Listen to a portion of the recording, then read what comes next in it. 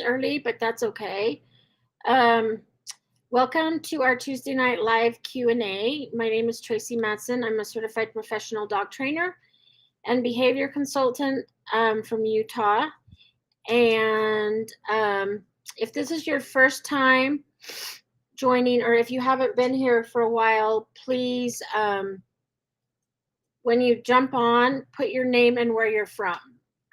Sorry, my hair is like blowing all over the place. Put down like name and either state or country. Oh, Kitty, you cannot stand on here. My cat's jumping. This is like live, real live, because I've got animals running around. Um, so I'm just gonna block this. Hi, Brian.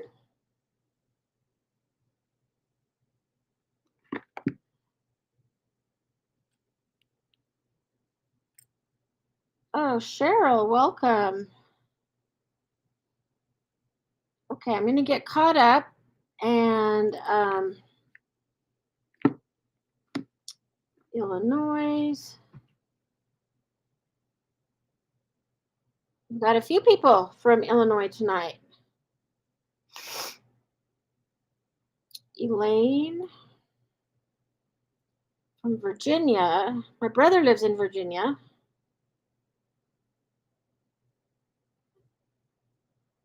Awesome.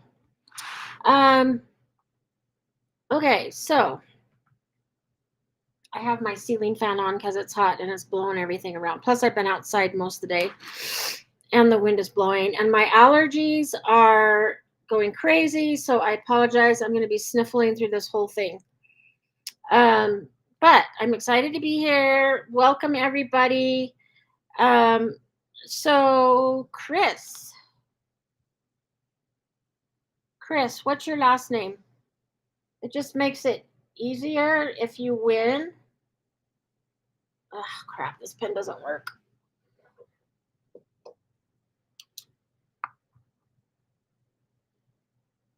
It just makes it easier for Anita. Yes, you made it. Lonnie made it. Hi, Lonnie. Ravella. Okay. It just makes it easier if you win for them to know who won.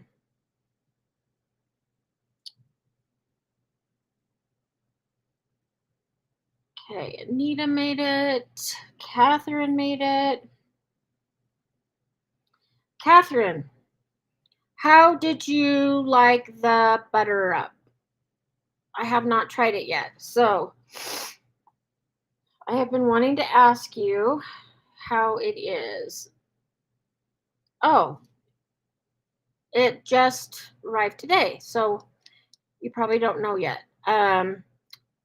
Yes, I have noticed that when I do hey Nicole, when I do the reminders like an hour before, it helps people to remember. Okay, I'm getting caught up with names. Helen Hammond. It's so funny or interesting to me that sometimes people's names come through, but sometimes it just says Facebook user. So that's why I have you put your name. Oh, you've used it on that's a good idea because I have such dry skin. I could use it on my hands and feet. That is a really good idea.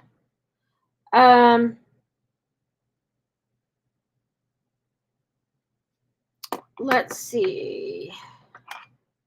Hi, Leonina.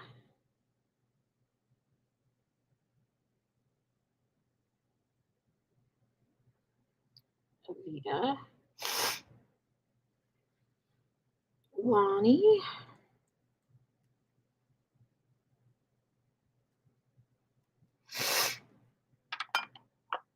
Oh, that is awesome. I have thought about doing a recall class, but I haven't yet. So that is a really good idea. Lori from North Carolina. Lori, what's your last name? And Kelly from Pennsylvania. If you win the drawing, it just makes it easier for Pupford to send out your free item. Also, what do you guys want me to give away tonight? We can do a bag of treats. We can do a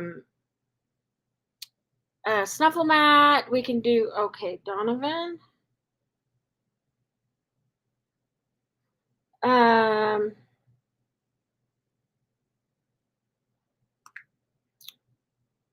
Okay.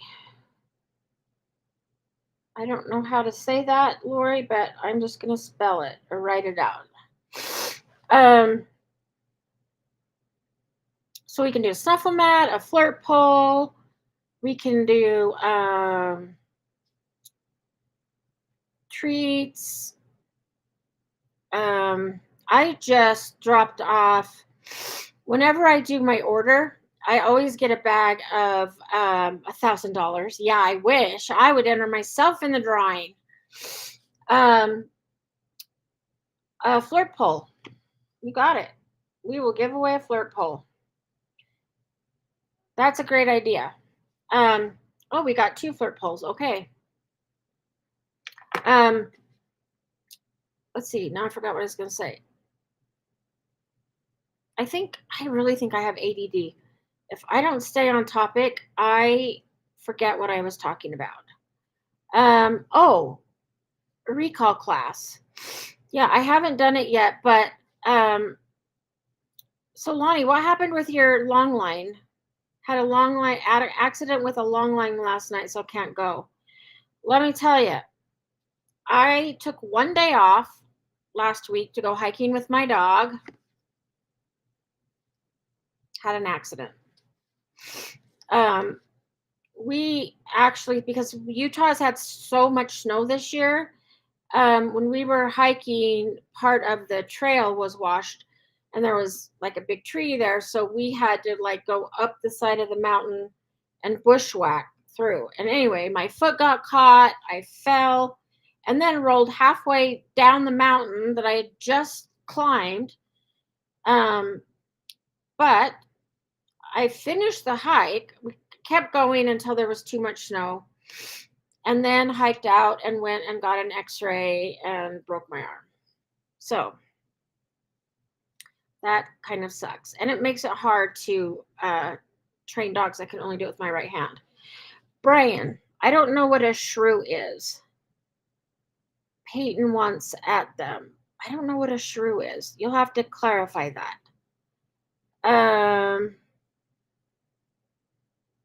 Oh yeah, and I've noticed that when I do the reminders, I get more people coming.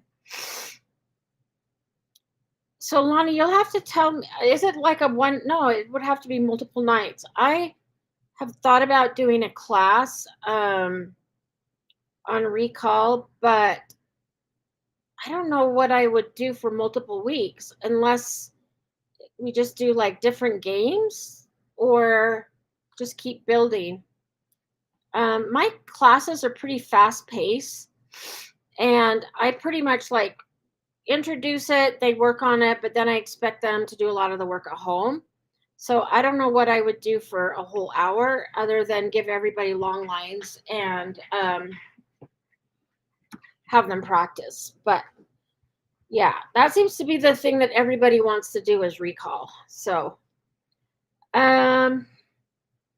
I might have to get, I know what I was saying. Every time I do an order, I get a bag of yak chews for my vet.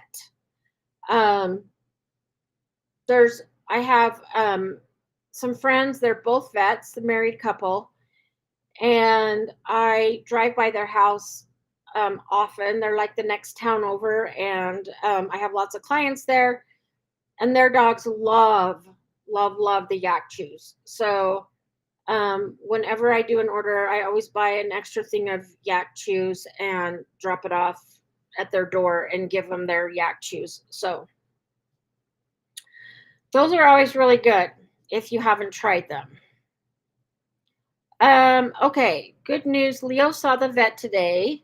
They gave him some antibiotics and pain meds, but the vet said for sure the split lip wasn't caused by a tooth and was possibly the dog's nail. Oh, interesting. I've been thinking a lot about that, like how, um, like what could um, have triggered that. And I know just watching my dogs, sometimes if my cat like makes a noise, runs, jumps, like my dogs will sometimes jump up. They love to chase the cat. They've never attacked the cat or anything like that, but there are certain things that like trigger them to want to go investigate. Um, so it's interesting that just out of nowhere they jumped up and went after um, the cat. But I'm really glad your cat is okay. I I have baby gates all over my house, mainly because I do board and train. But um, I do that so that the cat has a safe place to go. She's got her condo. I don't know if you can. Where did her condo go? I don't know which way I am going. Anyway, I don't know if you can see it. Okay, it's not that way. It's weird. Anyway, she's got a big tall condo, and she can easily jump into that and get away from the dogs.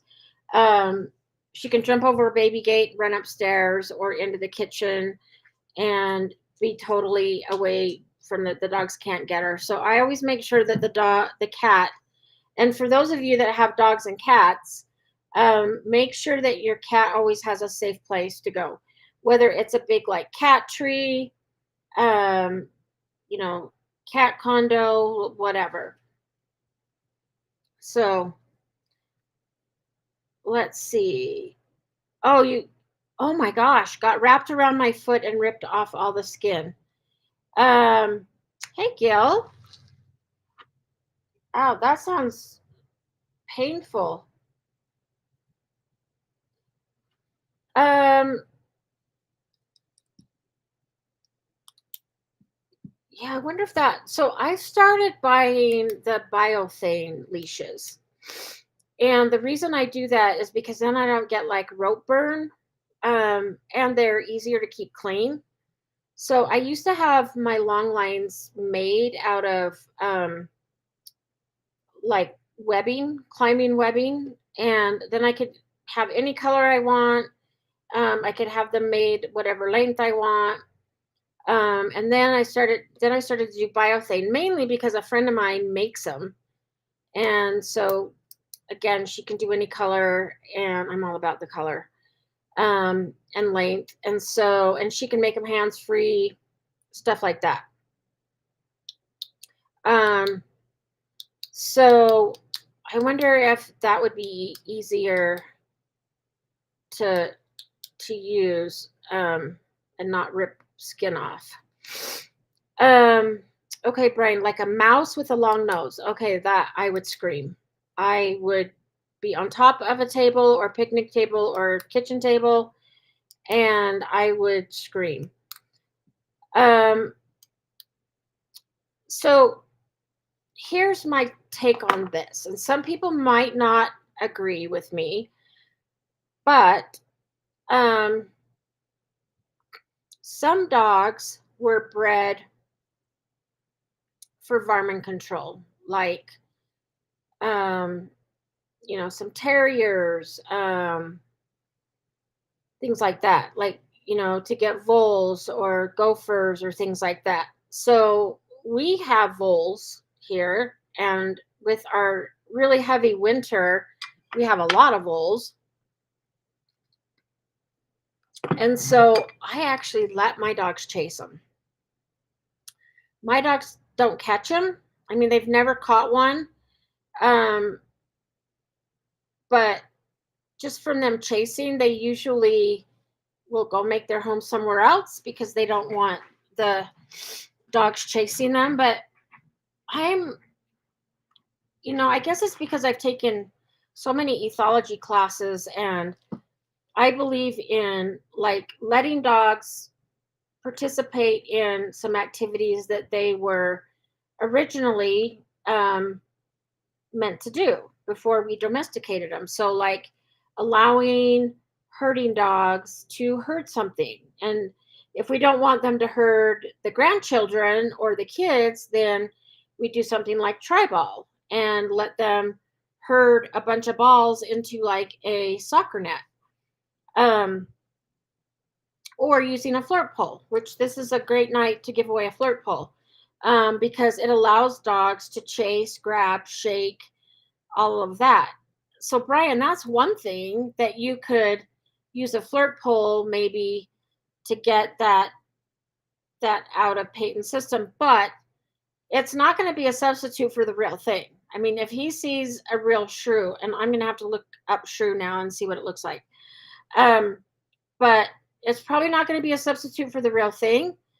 But as long as Peyton doesn't catch him, if Peyton catches one, I would teach a good drop it because if my dog's caught a vole, I wouldn't want him to eat it. I don't know if they have like diseases and stuff. And if my dogs vomit up a vole, I really don't want to clean it up in the house. So I would do a drop it.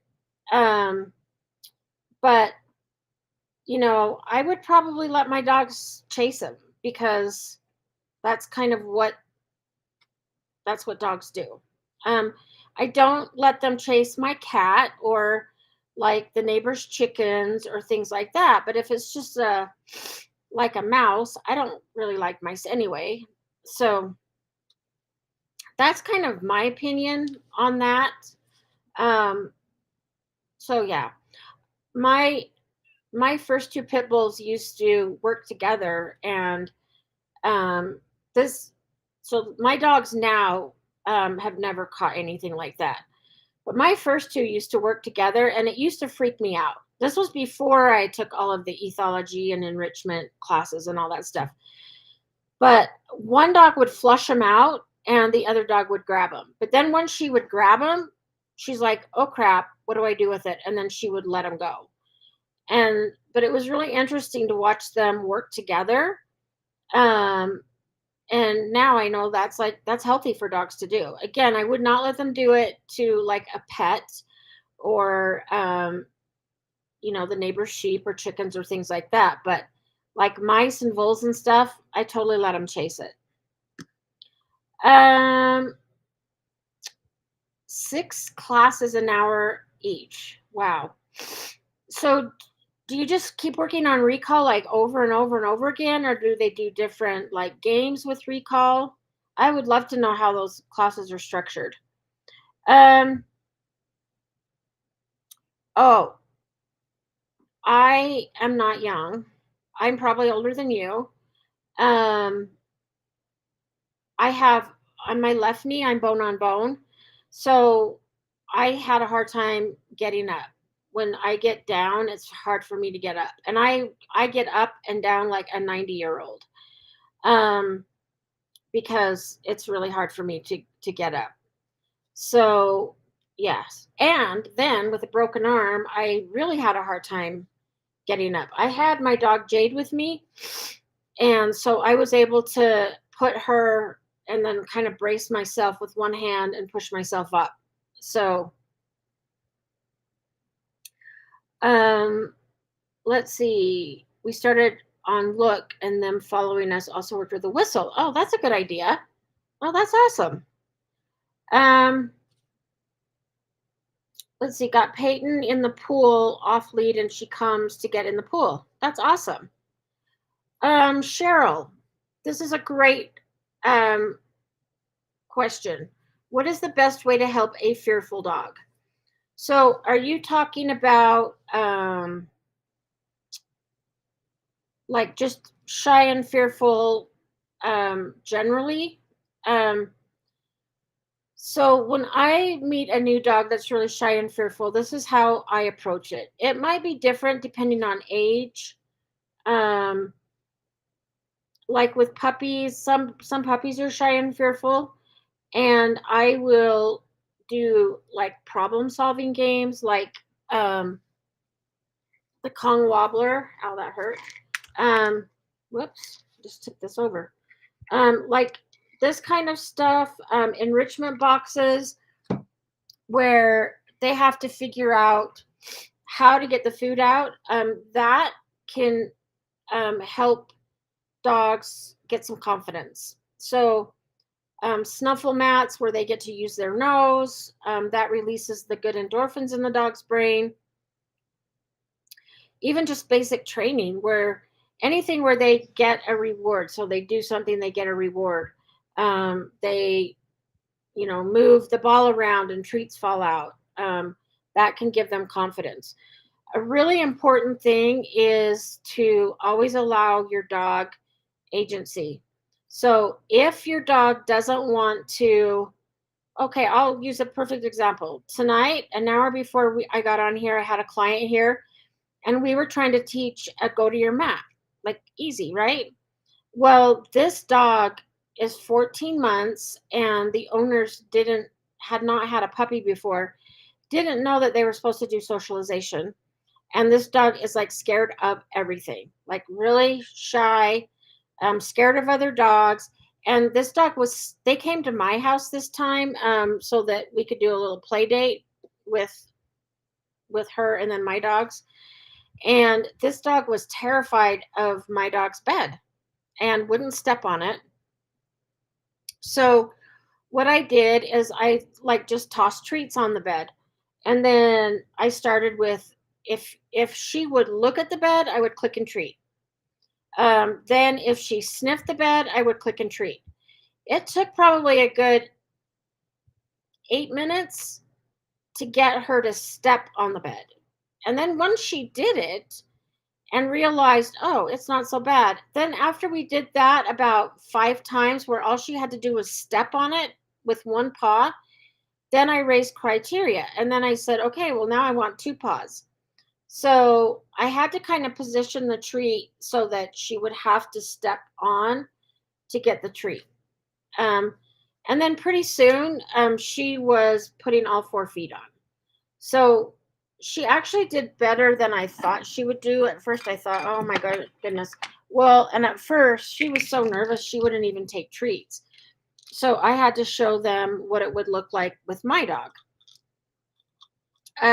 So just going really slow, going at the dog's at the dog's pace.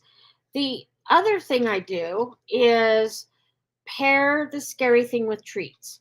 So this analogy, if you guys have been on here, you probably heard this a zillion times. You guys, it's just ibuprofen. I have to take ibuprofen like every 6 hours.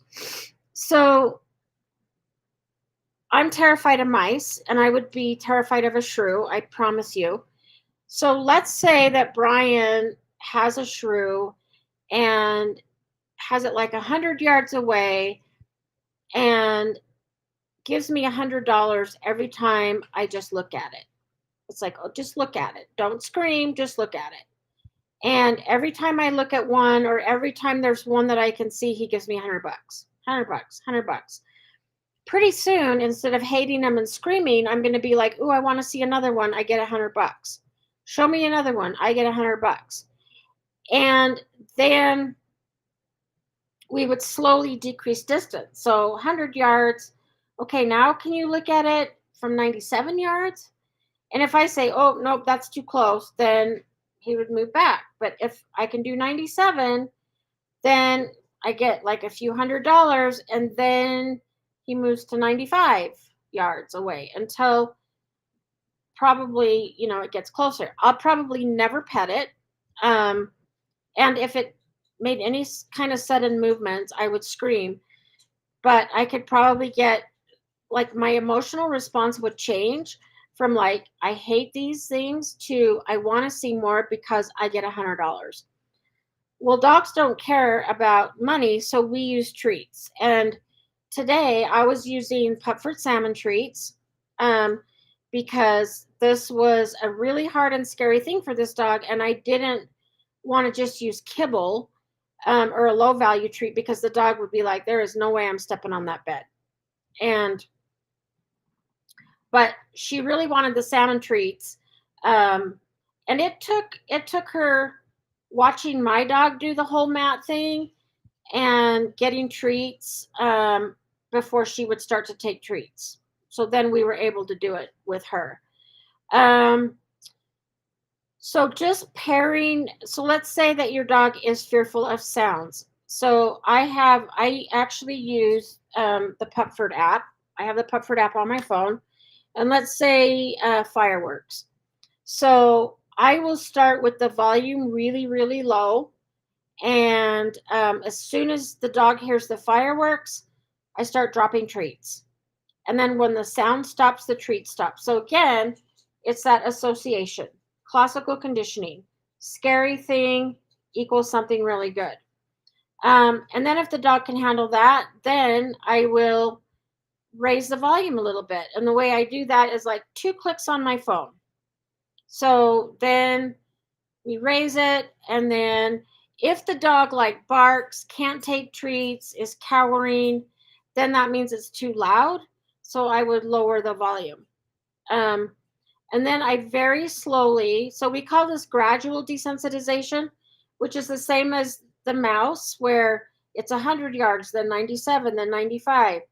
Um, it's just like the volume. We start really low, slowly bring it up as the dog can handle it until it's loud. So anything that you can pair with the scary thing, and if your dog's not food motivated, like you could use a toy or something like that. So that's what I do to work with fearful dogs. Hopefully that answered your question. Um, oh, sound breaking up, huh? I don't know why that is.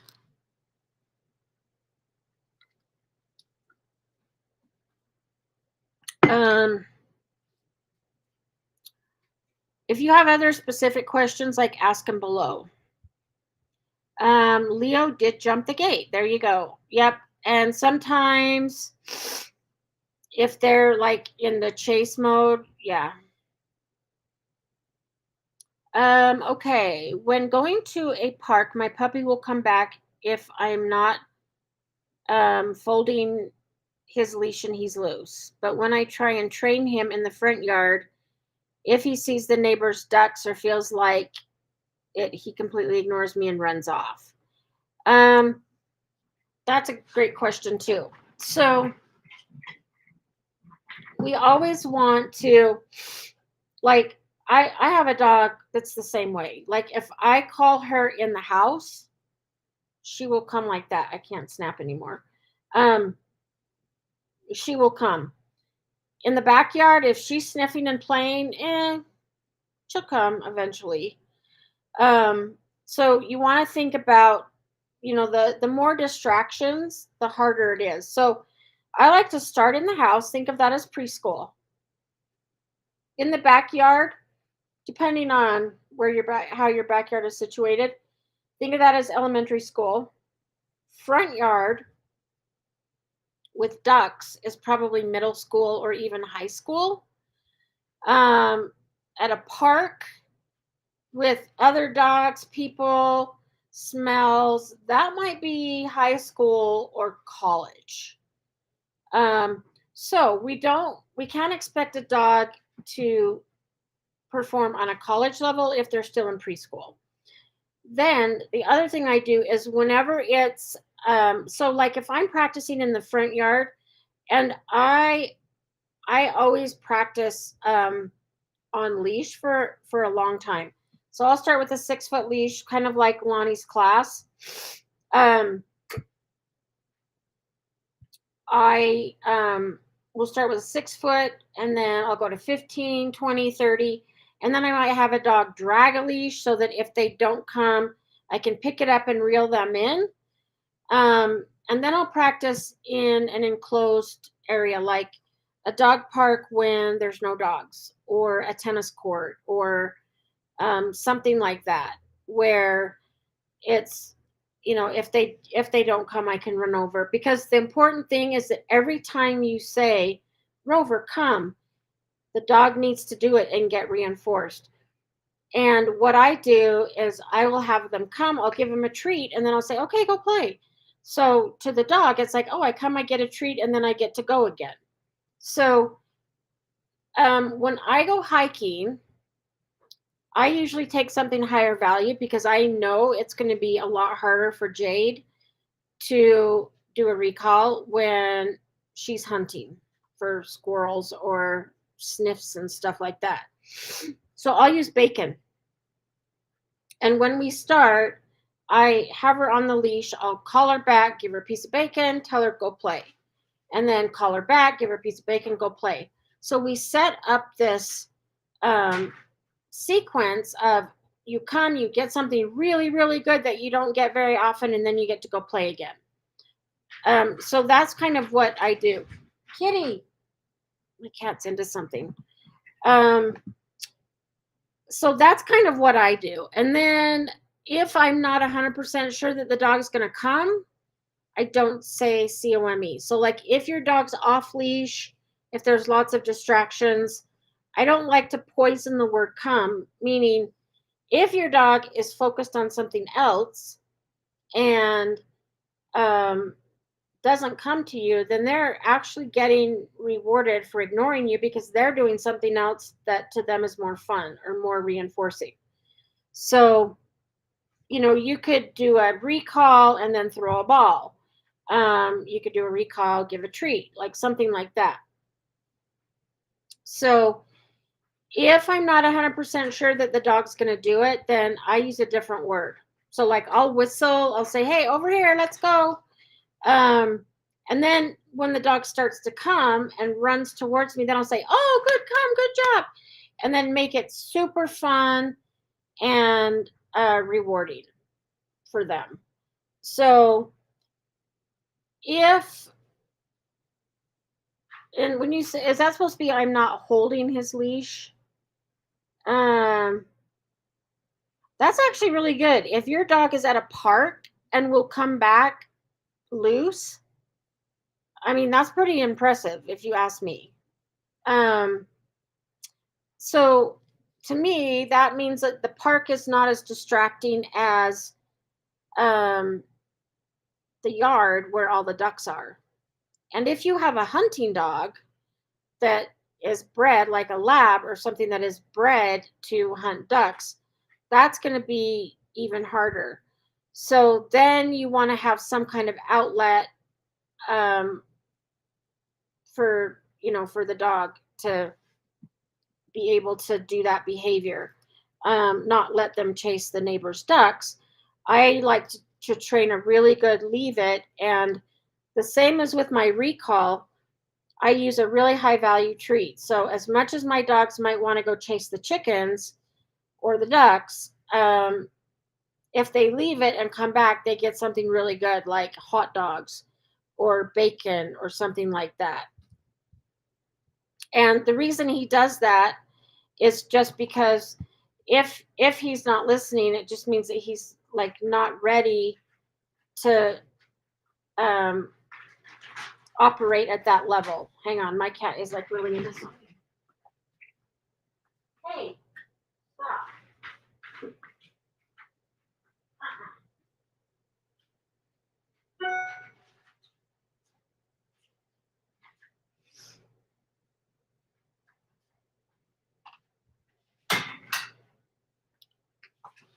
She got the beef jerky bag, which, okay, I bought beef jerky.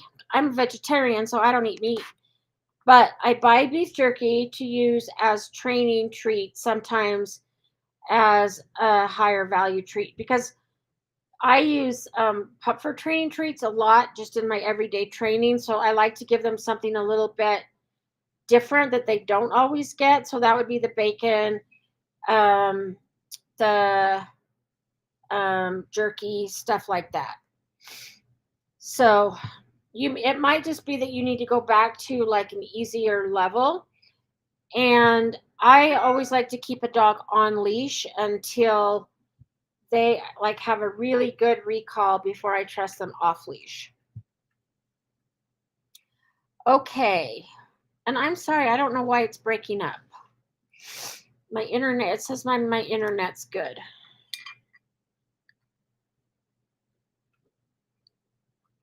Um, okay, Gail, I just got back from a dog park and my intact male almost took a pee on another dog. Is that normal? Um,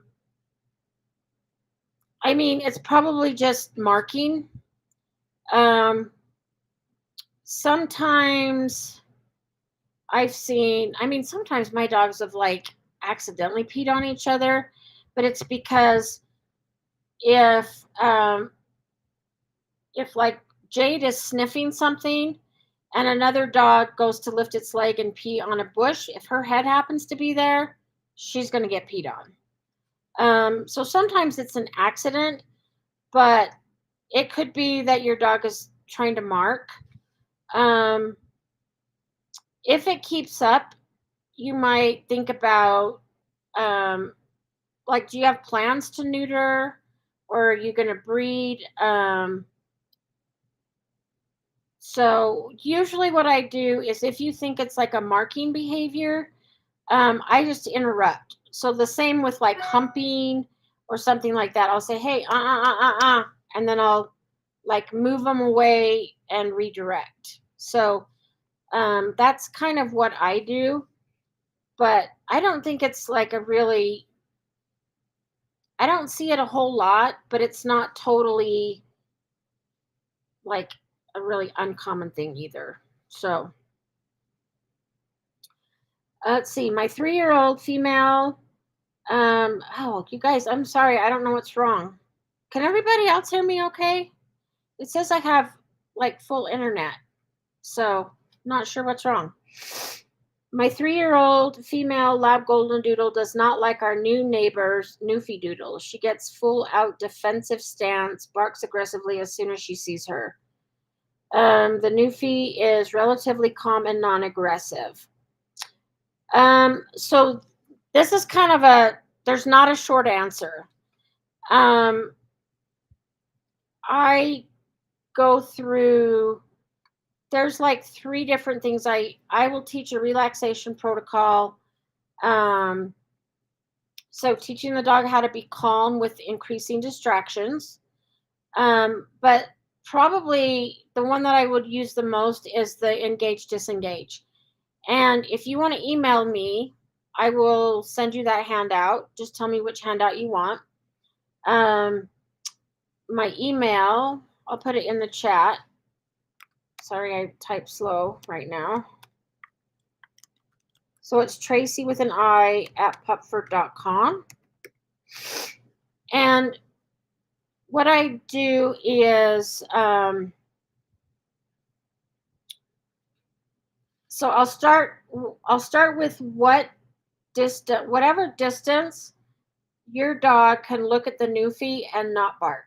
So that might be 100 yards. It might be 500 yards. It might just be 20 feet. So you start with where your dog can just notice and not bark. And that's where I start. And every time your dog looks at the neighbor dog, I click and treat. So I do use a clicker on this because the clicker, it's not an attention getter. I am marking the fact that your dog is just noticing and looking at the neighbor dog and not reacting. So, but the sound of the click kind of helps the dog learn to disengage. So it's like, oh, I heard the clicker. Where's my treat? So that's kind of what I do. And then after like 10 reps, then I will actually ask the dog if they want to move forward. And this is really important because some dogs aren't ready. It's like if you forced me to go closer to a mouse and I wasn't ready for it, I would freak out. But if you asked me, like, okay, do you think you can go one step closer? And if I know that I can say no, and I might say no, but then a little bit, we do a few more reps, and then might be like, okay, I think I'm ready. I can go one step closer. So I always ask, I say, do you want to go a step closer? And I take one step. Now, a lot of people that I work with, One step, they'll go 1, 2, 3.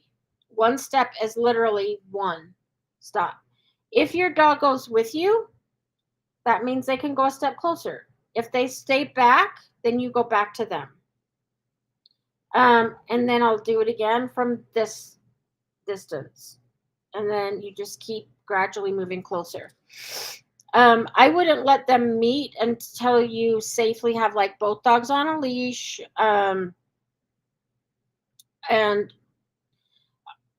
would try to work with a trainer or somebody that understands body language and can help you introduce them safely. But yeah, that's basically how I start, is just having them notice, um, click and treat. And then as I'm working, if your dog looks at the new fee and then disengages and looks at you, I click and treat for that. Because that's like, oh, mom, dad, there's a dog.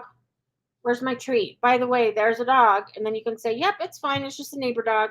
And the more calm that you can be, the better. So that's kind of what I do. If at any time your dog starts to react, can't take treats, can't listen, then I move them farther away.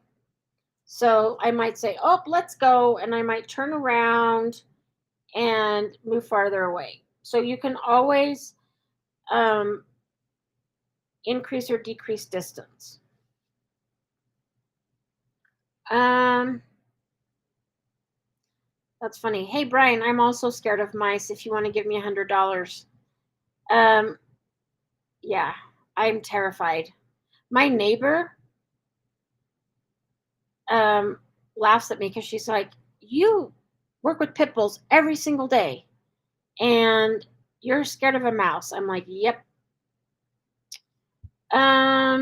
Okay, I had to go back and let's see. Peyton loves the yak chews and the coffee wood bone. Yeah, my dogs like those as well. And sometimes barking is fun for them. And in that case, if a dog is barking, if it's like an annoying bark, I will use what's called a positive interrupter and I'll say, okay, that's enough. And I've conditioned that's enough to mean stop barking, come get a treat. So when I start that, I will say, that's enough, treat. That's enough, treat. That's enough, treat. Kind of like how you load the clicker. So that way, if the dog's barking and I say that's enough, they're like, oh, hey, that's the magic word. I'm gonna stop and I have a treat coming. So that's what I use, like if they're to interrupt barking, because they're not in trouble, they're just being a dog. So yeah, that's kind of what I do for that. They have teeth. Yeah, I would hate them even more.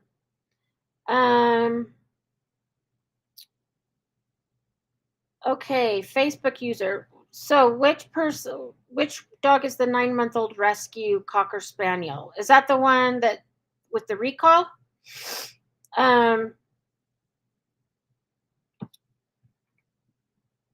Yeah, and to put like to us, it might be that we think, oh gosh, the park would have to be so much more distracting than the front yard. But if the front yard has ducks and the park doesn't, maybe your dog is really fixated on the ducks.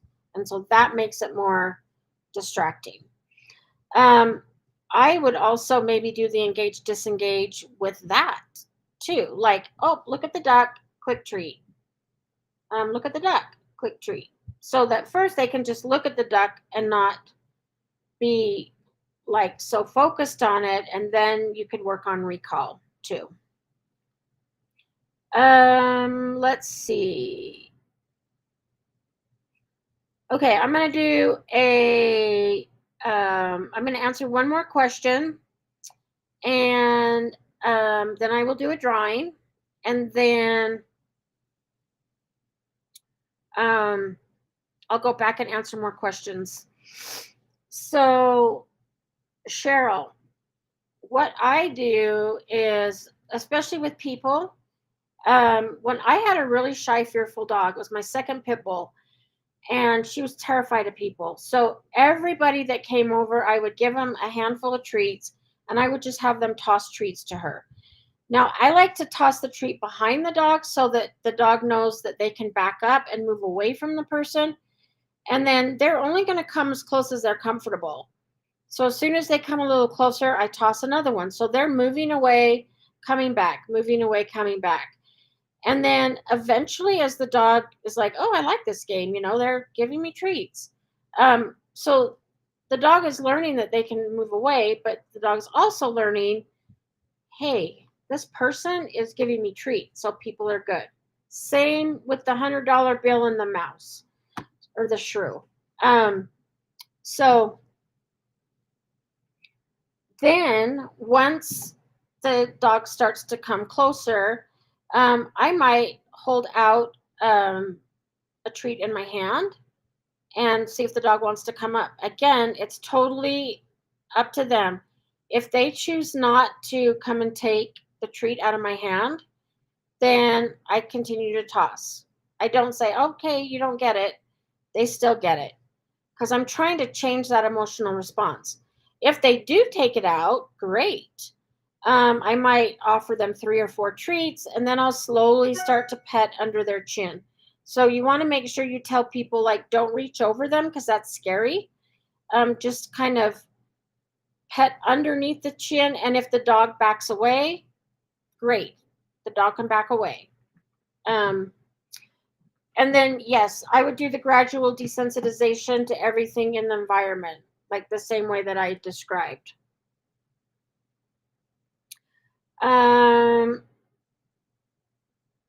Let's see.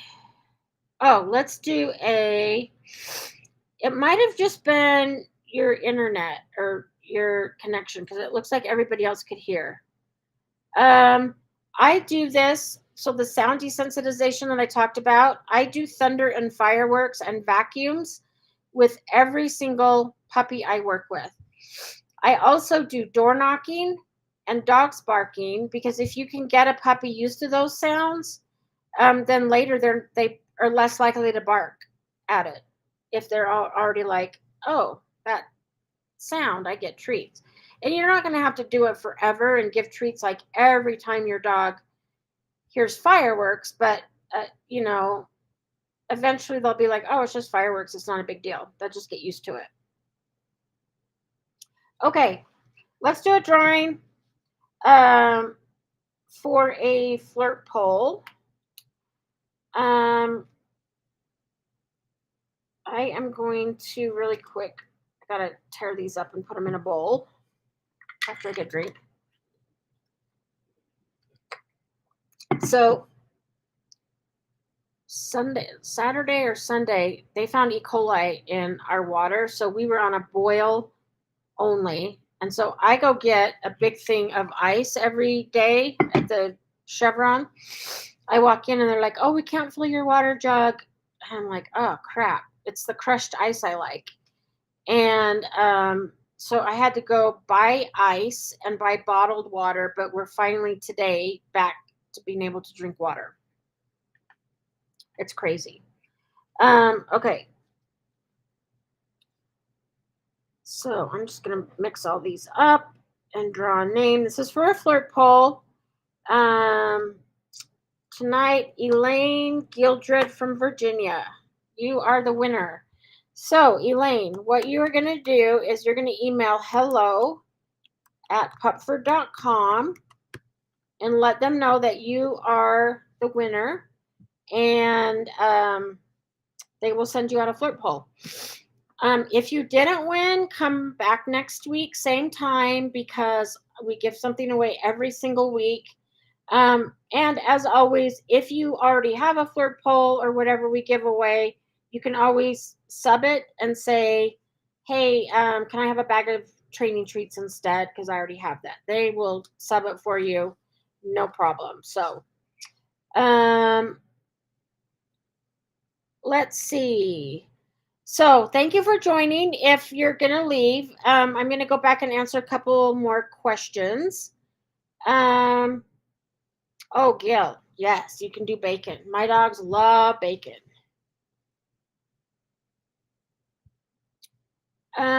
Let's see. Oh, first lesson was running away from them on a long line and saying their name. Oh, interesting. I have a whole book on like different games you can play to teach stuff. I need to go through that and get some other ideas for teaching recall. Um, oh, just got my kitty plastic pool with dirt. Yes, for digging. Um, I do, dig as well. I will hide treats or toys in there so that they're actually digging and finding something. And then a lot of times I'll say dig or like find it. I'll say, get it, find it. And my dogs are allowed to dig in one spot in the yard, usually where most of the voles are, so they actually feel like they're doing something. Or they can dig in their pool. Now, in the summer, our pool has water in it. But now that Willie ate a hole in it and it won't hold water, I'll probably fill it with dirt and let them dig in the dirt.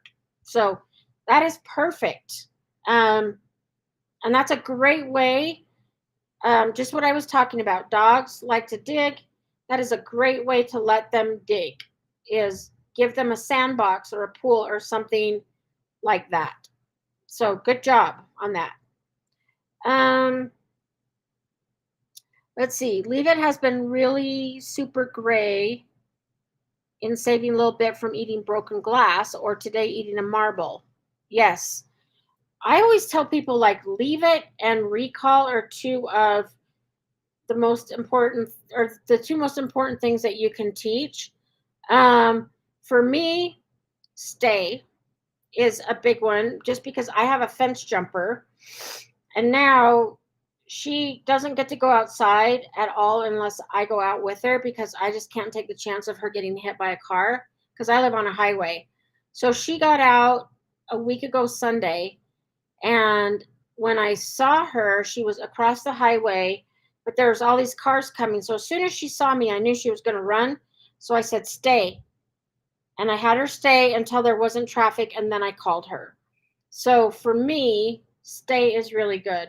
But recall and yes, leave it is really important. Um, and Gil, I try not to give like really greasy bacon, but I get my bacon at the diner mainly just because I'm too lazy to cook it myself. And so every time I go in there, I just get a side of bacon and then I break it up into little pieces.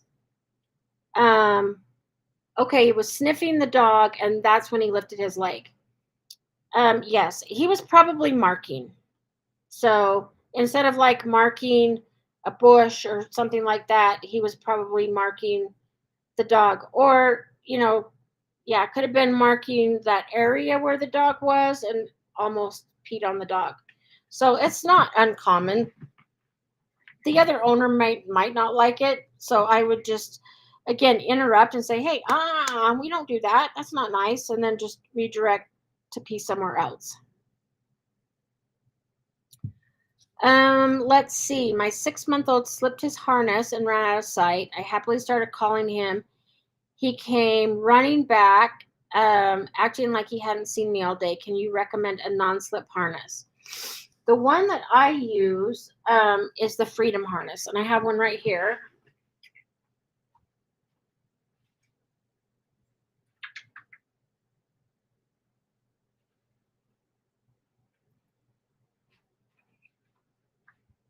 Okay, my dogs have been out rolling in the dirt, so don't judge me. This is filthy. But this is the only harness I use with my dogs. And the reason is I've never had a dog slip out of this. Um, this is a martingale, so they come with their own leash, and so you can actually clip on the back and the front, or I will just unclip the back and have the front. But these are a little bit more sturdy, in my opinion, than like the Easy Walk, because I have seen dogs slip out of an Easy Walk, but this just has a little bit extra. And again, it has this martingale so that it'll tighten so they can't slip out of it. This is like the best thing ever. And I they're adjustable, and I will make it snug, not too tight because I don't want it to rub, but snug enough so that they can't like slip out of it. But yes, that is what I use. Pupford sells them. They sell them in black. If you want another color, you can get them from Amazon, or Two Hounds Design it's number 2 Hounds Design. That's the manufacturer, and they sell them, and they're awesome. They also have a like a chew guarantee. So if your dog chews through them, they will replace it for free. So if you have this on your dog and they chew through this, you do have to pay shipping, but they will replace it for free. You just pay shipping. So yeah, that's what I use. I got pink, not that I'm a fan of pink, but everybody calls Jade a boy, but even with pink, they call her a boy. So I'll probably just go back to using whatever color I like. Oh, Gil cooked. And I cook it. Well, I don't cook it, but just like you'd get in a restaurant, so pretty well done. Yes, I always cook it. So, all right, you guys, thank you so much for joining and for asking such great questions. Really good questions tonight. It helps me a lot, so I don't have to think of what to talk about. So, yes, please join us next week. We'll see you guys all next week. Email me if you want any of the handouts, and have a great rest of your week.